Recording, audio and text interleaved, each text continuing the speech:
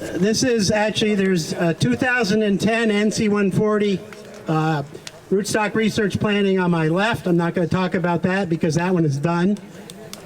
But on my right here, this is the 2014 NC140 planting. So it's in its 9th leaf this year.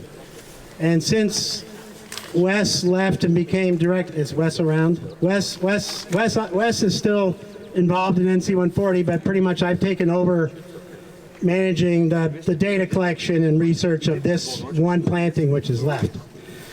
The original idea, NC140, if you don't know, is a group of researchers in North America, mostly in the big apple production states. We put in replicated plantings. So there's a bunch of people. I didn't put the locations. How many locations total? 16 North American locations. This planting's replicated. And the idea behind this planting was to look at these Vineland rootstocks. Who's got some V1s out there? Or is it V3? Chris? Where's Chris?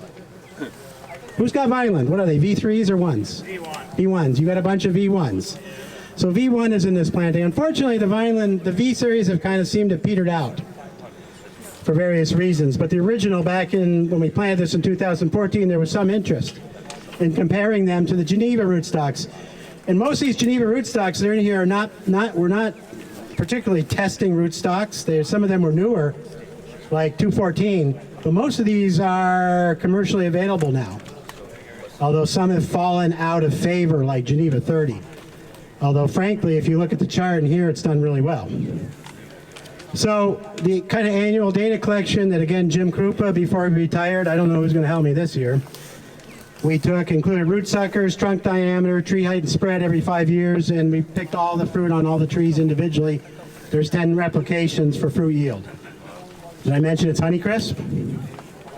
We also, a few years ago, was it 3 years in a row, Jim? Or 2? 3 years in a row, we did a collaborative study with Terrence Robinson on Cornell, which I haven't seen all the results yet, looking at rootstock and bitter pit incidents. That was quite a bit of extra work that Jim helped me out with.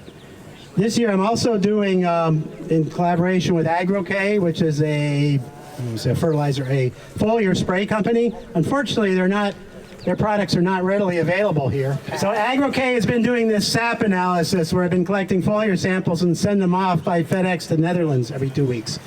This year we're comparing the rootstocks B941 and G969. So if you look at the chart here, what's important? Well, we like to think cumulative yield efficiency is probably the most important thing, because that kind of gives you an idea over time what the yield efficiency of these rootstocks are. And yield efficiency is simply a measure of the number of apples per the diameter of the rootstock, which is kind of a nice thing to have, a nice thing to know. And you can see that in general the Vinelands haven't done very well in yield efficiency. Their larger trees have not done terribly well. Geneva 30 is a larger tree, but it's done a little better than the Vineland in terms of yield efficiency.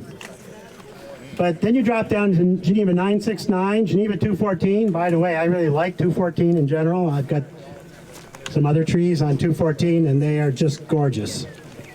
M26 has been so-so, 41 has been okay. But look at 935, look at Geneva 11, the yield efficiency. Not a particularly big tree, can be planted 3 feet apart, tall spindle, 1,200 trees an acre, and the yield efficiency has been really good. I think there's something wrong with 202 in here. And even though the yield efficiency of M9 has been very high, I don't know, I question that data, whether we got that right. It's been okay. But the trees just, you can see they're the smallest trees. They don't look great. They just don't look that healthy.